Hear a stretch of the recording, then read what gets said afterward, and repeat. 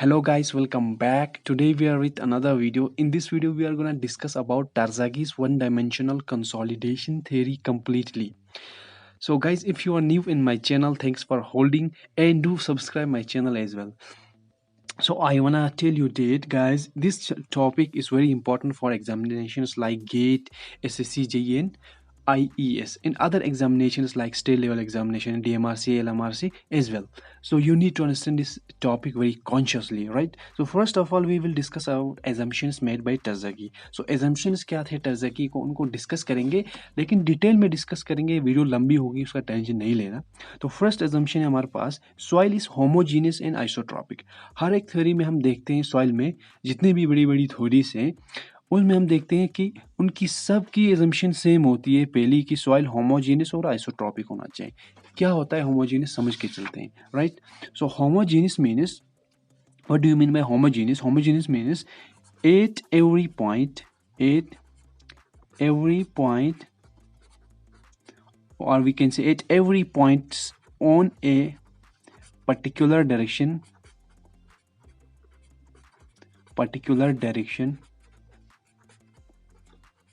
soil properties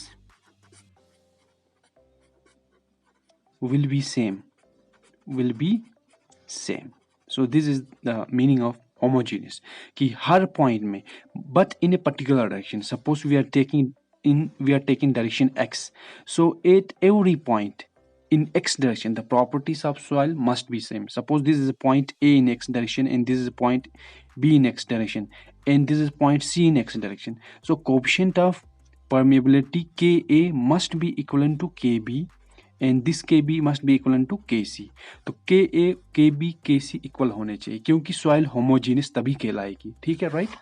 and secondly हम discuss करेंगे isotropic के बारे में कि आइसोट्रॉपिक क्या होता है. So isotropic means at a point in soil properties will be same in all directions, right? In all directions. इसका मतलब ये हुआ, हमने सॉइल में कोई एक रैंडम पॉइंट लिया A कहीं पे भी. जब इस A में देखा कि x डायरेक्शन में कोएफिशिएंट ऑफ परमेबिलिटी को हम kx से रिप्रेजेंट करेंगे, y डायरेक्शन में हमने ky से रिप्रेजेंट किया और z डायरेक्शन में हमने kz से. तो इस पॉइंट में coefficient of permeability at x direction is equal to coefficient of permeability in y direction and इस y direction is equal to coefficient of permeability at z direction. So according to isotropic, the property of soil in every direction at a particular point must be same. ठीक है, तो ये isotropic का मतलब हुआ. ठीक है गाइज, आई होप आपको समझ आया होगा कि difference between homogeneous soil versus isotropic soil क्या होता है. आज कंसेप्ट आपका क्लियर हो चुका होगा. Now second option assumption is flow is in one dimensional. That means in vertical direction, but flow must be vertically upward or downward. देखो, flow क्या होना चाहिए? वर्टिकली होना चाहिए. सॉइल में जब भी पानी का फ्लो होगा वो अकॉर्डिंग टू टर्जगी वो क्या होना चाहिए? वर्टिकल डायरेक्शन में होना चाहिए. ये मेरी सॉइल सैंपल है, मान के चलते हैं. तो इस सॉइल में हमने लोड अप्लाई किया, मीन्स हमें कंसोलिडेशन करनी है.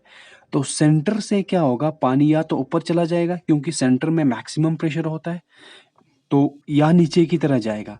तो ऊपर कब जाएगा, नीचे की तरह कब आएगा, या दोनों केस भी मतलब वैलिड हो सकते हैं. पानी ऊपर भी जाएगा, नीचे भी जाएगा. ये डिपेंड करेगा कि ड्रेनेज सिस्टम क्या है. ड्रेनेज सिस्टम का मतलब हुआ, अगर हमने सॉइल को यहाँ से बंद करके रखा है, कोई पानी को अलाउ नहीं किया सीप आउट होने का, तो हमने एक ही वे में ड्रेनेज प्रोवाइड किया, वो अपवर्ड में. तो पानी सेंटर से ऊपर की तरह जाएगा. ठीक है, क्योंकि सेंटर में ज्यादा प्रेशर होता है वाटर का, तो pore water pressure is maximum at centre, so it will move from centre to upward in case of one way drainage, right?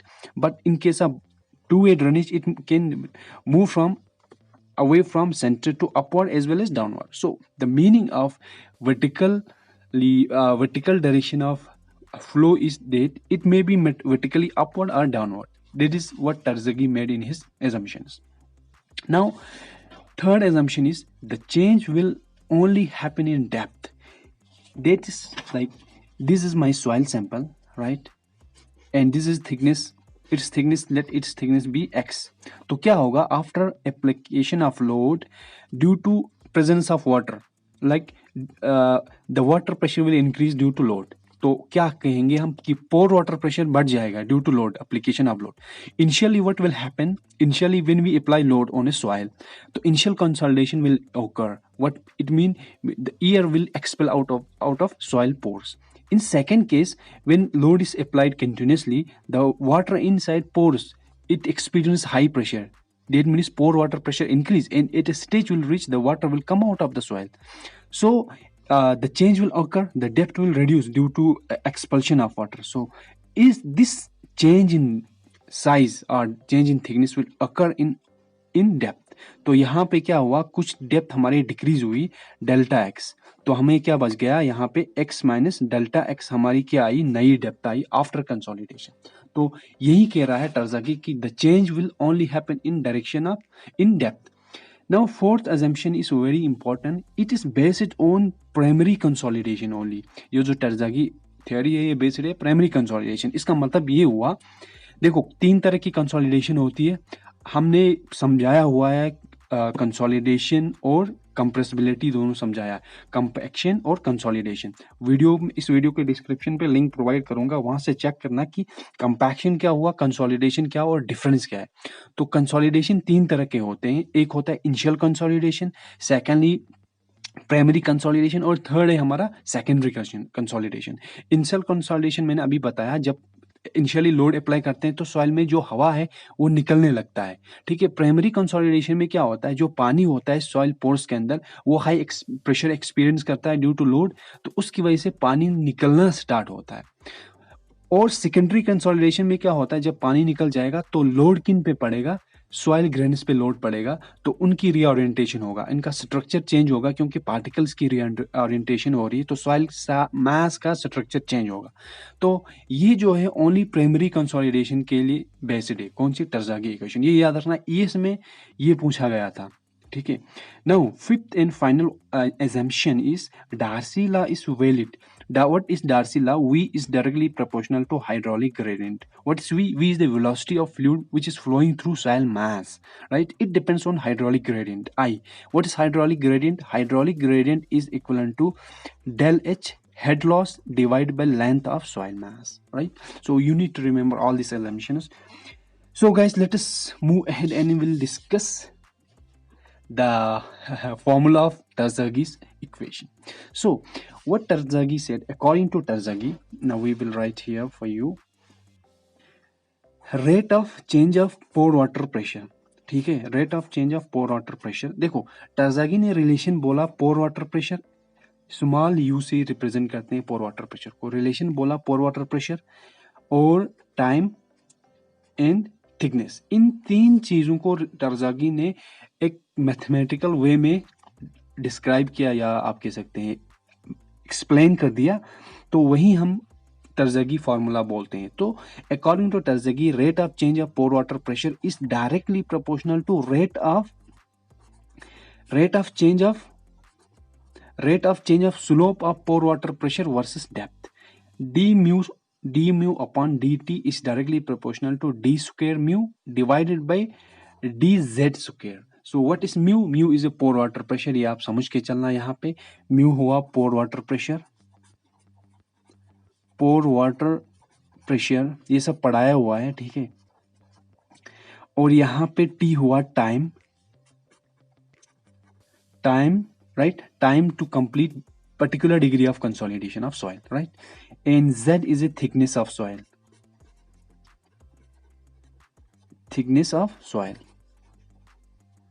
ठीक है गाइस, आई होप आपको समझ आना चाहिए और आपको समझ आ भी गया होगा इसका मतलब.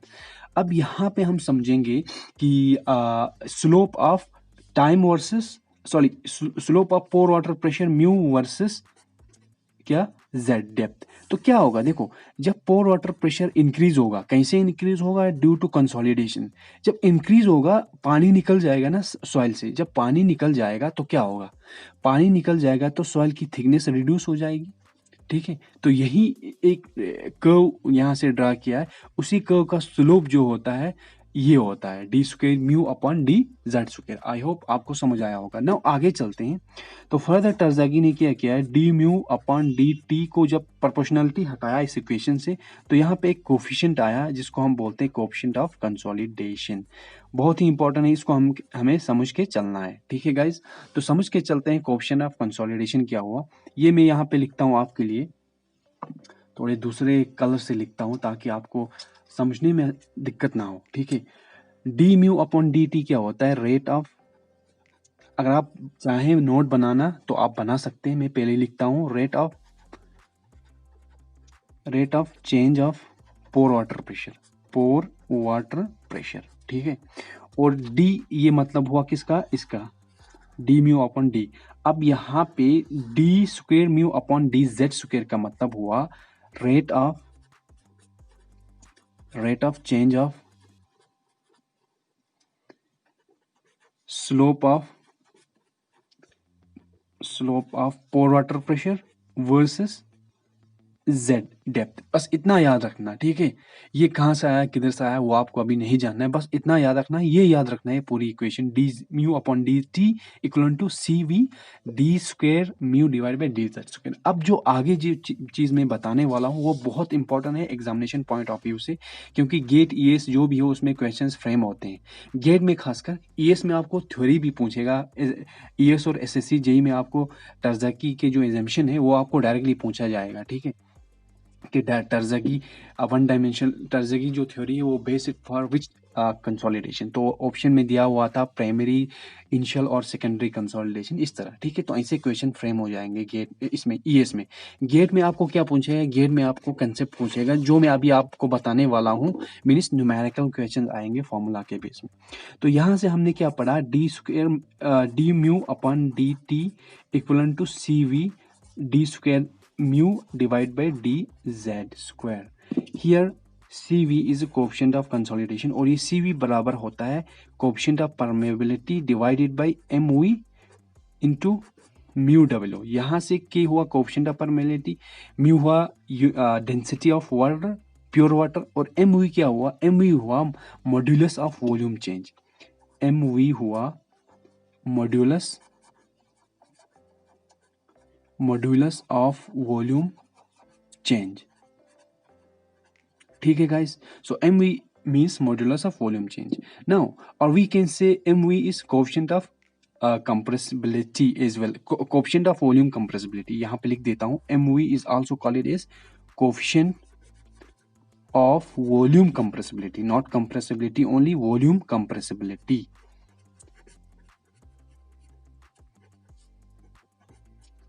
ठीक है, तो ये समझ के चलना। Now we know m v equivalent to del v upon v divided by del sigma dash। What is sigma dash? Sigma dash is effective stress. Remember it. We have already discussed this in previous lectures. So sigma is a total stress. This total stress is equivalent to effective stress minus pore water pressure.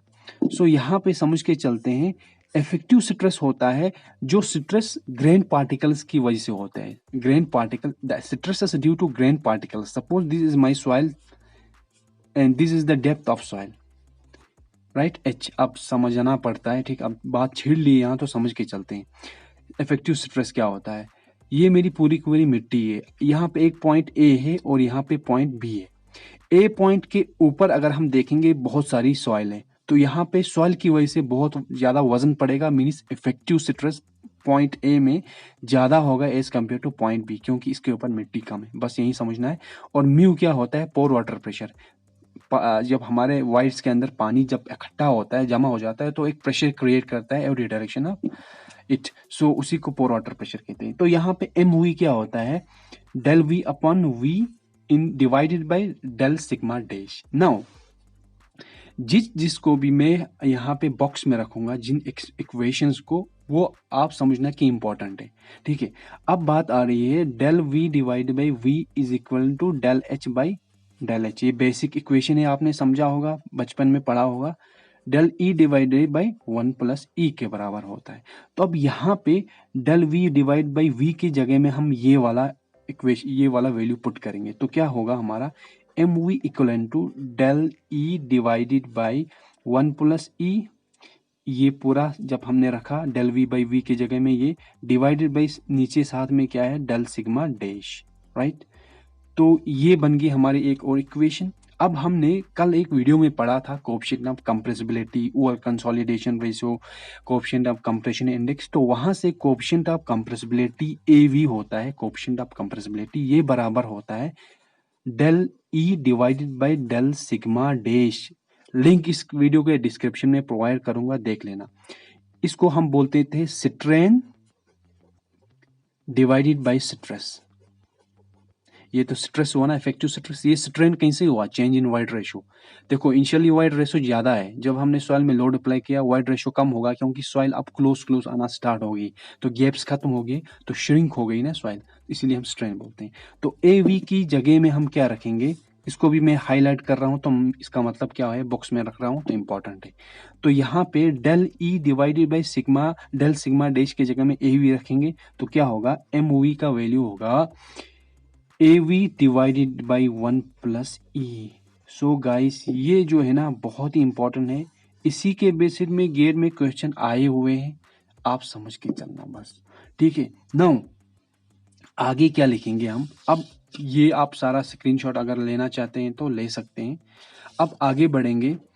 अभी तक हमने क्या क्या पढ़ा, CV पढ़ा। CV क्या होता था, coefficient of consolidation k divided by MV into del mu unit weight of water. Now k का वैल्यू हमने एज इट इज रखना है, एम वी का वैल्यू अभी हमने क्या डिराइव किया, एम वी का वैल्यू हमने निकाला A V divide by 1 plus E.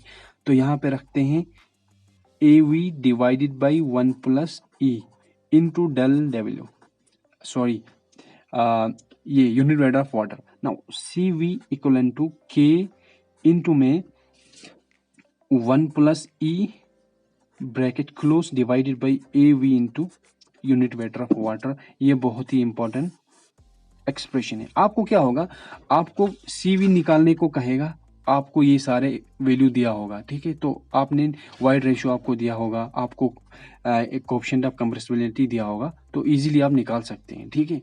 तो सी वी कोएफिशिएंट ऑफ कंसोलिडेशन। अब यहाँ पे बात करेंगे सी वी किस पे डिपेंड करता है। सी वी डिपेंड्स ऑन किस किस चीज पे डिपेंड करता है। फर्स्ट कोएफिशिएंट ऑफ परमेबिलिटी के पे, ठीक है, कोएफिशिएंट ऑफ परमेबिलिटी के पे डायरेक्टली डिपेंड करता है। सेकेंडली किस पे डिपेंड करता है, एमवी।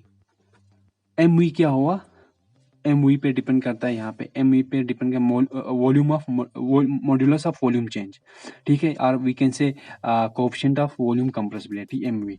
और थर्डली किस पे डिपेंड करता है, ये डिपेंड करता है यहाँ पे एवी पे भी, वॉल्यूम ऑफ कंप्रेसिबिलिटी पे भी, ठीक है, सॉरी कोएफिशिएंट ऑफ कंप्रेसिबिलिटी पे डिपेंड करता है। और हम कह सकते हैं ई, ये क्या होता है, del e by A v क्या होता है, del e divide by del sigma dash तो होता है। तो वाइड रेशियो पे डिपेंड करेगा और इफेक्टिव स्ट्रेस पे डिपेंड करेगा, ठीक है, effective not a total stress. तो ये dependence of coefficient of compressibility consolidation है। अब इसकी यूनिट को भी देख लेते हैं। एक रिलेशन हमने पढ़ा है, C V is equal to T V D square, upon small T, right. तो ये एक इक्वेशन है। ये जो टी वी है ना, इसको हम बोलते हैं टाइम फैक्टर। तो ये क्या करता है, ये जो स्मॉल टी और degree of consolidation capital you, इसको जोड़ने की कोशिश करता है। देखो हमें सपोज हमें 90% सॉइल को कंसोलिडेट करना है, उसका मतलब क्या हुआ, u इजिकल टू 90 डिग्री। तो अब उसके लिए टाइम कितना लगेगा, ये डायरेक्टली हम फाइंड नहीं कर सकते इस टाइम को। पहले हमें कोएफिशिएंट टाइम फैक्टर को फाइंड आउट करना है, उसके बाद टाइम फैक्टर जब हम निकालते हैं तो उसका वैल्यू यहाँ रखते हैं। सी हमें दिया होता है, डी हमें ड्रेनेज सिस्टम से, 1 वे ड्रेनेज है या 2 वे ड्रेनेज है, वहां से डी का वैल्यू निकालते हैं, फिर टाइम हमें मिल जाता है। फिर उस टाइम की वजह से हम ये निकालते हैं डिग्री ऑफ कंसोलिडेशन। ठीक है, तो अब यहाँ से ये एक पैरामीटर है और इसकी कोई डायमेंशन नहीं होती है, तो CV की जो डायमेंशन होगी ये होगी डी स्क्वायर। डी क्या है? डिस्टेंस। ठीक है, ड्रेनेज पाथ, तो मीटर स्क्वायर आएगा या centimetre square divided by second. तो इसकी यूनिट जो है याद रखना, unit of CV coefficient of consolidation SSC JE में रिसेंटली पूछा गया था, centimetre square divide by second, SEC याद रखना। ठीक है, तो इस डेरिवेशन से निकलेगा। ठीक है, ठीक है, आप कोशिश करेंगे इससे निकालने की, इससे नहीं निकलेगा तो इससे निकलेगा, सेंटीमीटर स्क्वायर बाय सेकंड, ये याद रखना, याद रह सकता है गाइस। ठीक है, तो आई होप आज यहीं पे क्लोज करते हैं। तो कल हम डिस्कस करेंगे डिग्री ऑफ कंसोलिडेशन क्या हुआ, ठीक है, और सेटलमेंट कैसे निकालते हैं। ठीक है, सॉइल सेटल होती है ड्यू टू लोड, तो सेटलमेंट पे बहुत क्वेश्चन आए हुए हैं गेट पे। देखो ऑलरेडी हमारा गेट प्रीवियस ईयर क्वेश्चंस की सीरीज चल रही है। हम चैप्टर वाइज, जैसे सॉइल मैकेनिक्स में बहुत सारे चैप्टर हैं, properties of soil, classification of soil, effective stress analysis, permeability, तो टॉपिक वाइज हम एवरी डे के topic wise previous year questions लाते हैं। बट कौन से क्वेश्चन लाते हैं? जिनका लेवल मीडियम से हार्डर होता है। ठीक है, इजी क्वेश्चंस हम नहीं लाते हैं, मीडियम से हार्डर जिनका लेवल है वो क्वेश्चन हम डिस्कस करते हैं कंसेप्ट के साथ। तो हमने ऑलरेडी डिस्कस किए हुए हैं प्रॉपर्टीज ऑफ सॉइल में जितने भी क्वेश्चन आए थे गेट के 2000 से लेके टिल डेट तक, तो वो रिसेंट तक वो सारे डिस्कस किए हुए हैं। तो नेक्स्ट हम क्लासिफिकेशन सॉइल पे क्वेश्चंस लाएंगे, उसके बाद आगे धीरे धीरे यहाँ तक पहुंचेंगे तो सारे क्वेश्चंस आपको सोल्यूशन के साथ मिल जाएंगे। ठीक है, होप गाइस आपको आज का वीडियो जो इंपॉर्टेंट है टर्ज़ागी वन डायमेंशनल कंसोलिडेशन थ्योरी समझ आया होगा। ठीक है, वन डायमेंशनल इसीलिए बोलते हैं क्योंकि एक ही डायमेंशन मतलब डेप्थ के अक्रॉस इसमें चेंज आ जाती है। ठीक है, तो वन डायमेंशनल आपको समझ आया, बोलने की जरूरत है ही नहीं। तो अब मेरा टाइम हुआ है वाइंड अप करने का, so I want wind up. But guys if you want do something in your life, if you want to crack any examination, so there is lot of opportunities for you. You cannot blame yourself that you don't have opportunities. There are a lot of videos available. If you want to learn anything, you can search on YouTube, and that is very easy. So but the very important thing is that you need to start. You need to work on your weaknesses, and this is the very good time. Everyone is inside their home and we have a lot of free time. We can utilize our free time in our career in a productive way. So don't wait for a opportunity, create opportunity, take small opportunity and convert into big opportunity. So पढ़ते रहना। ठीक है, gate की जो तैयारी कर रहे हैं, SSC की, जो IAS की, अच्छे से कर लेना। ये जो आपका टाइम है ना शक्तियों को झेलने का, ये भी नहीं रहेगा। एक ऐसा टाइम आएगा आप मज़े कर रहे होंगे, बाकी जो आपके दोस्त आज मज़े कर रहे हैं ना, वो तब शक्तियाँ झेलने पड़ेंगे उनको। ठीक है, तो वो तब हार्डशिप में होंगे, आप ईज में होंगे। बस यही कहना चाहता हूँ, पढ़ते रहना और दूसरों को भी समझाते रहना, सिविल इंजीनियरिंग को फैलाते रहना। होप गाइस आपको वीडियो समझ आई होगी। अगर वीडियो समझ आई, वीडियो को लाइक करके शेयर करना। Bye bye, take care, we will meet in next video. Till then you take care.